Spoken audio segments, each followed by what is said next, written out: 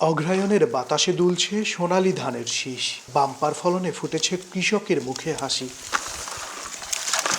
বরিশালে শুরু হয়েছে রোপা আমন ধান কাটা। আবহাওয়া অনুকূলে থাকায় চলতি বছর আমনের ফলন হয়েছে ভালো, তবে ঘাম ঝরিয়ে মাঠ ভরা ধান তুললেও ন্যায্য মূল্য পাওয়া নিয়ে দুশ্চিন্তায় প্রান্তিক কৃষক।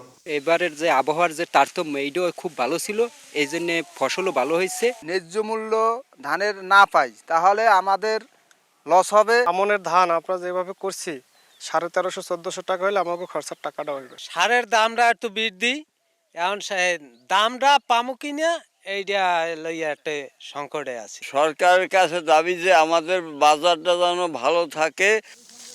যদিও স্থানীয় কৃষি বিভাগ বলছে বিগত বছরের চেয়ে এবার 10% বেশি জমিতে আমনের আবাদ হয়েছে। দাম নিয়ে শঙ্কার কোনো কারণ নেই। আশা করতেছি আমরা গেলবারের তুলনায় অনেক ধানের ফলন বেশি পাবো। সেই হিসাবে আমার এই 320 হেক্টর জমিতে 1760 মেট্রিক টন ধান পাওয়ার সম্ভাবনা আছে।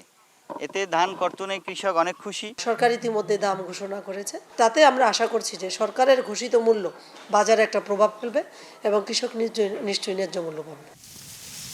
কৃষি অফিসের দেয়া তথ্য মতে গত অর্থ বছর বরিশালে 6,95,000 হেক্টর জমিতে আমনের আবাদ হয়েছে, তা এবার পৌঁছেছে 7 লাখ হেক্টর জমিতে। মেহেদী হাসান বাপ্পি, সময় সংবাদ, বরিশাল।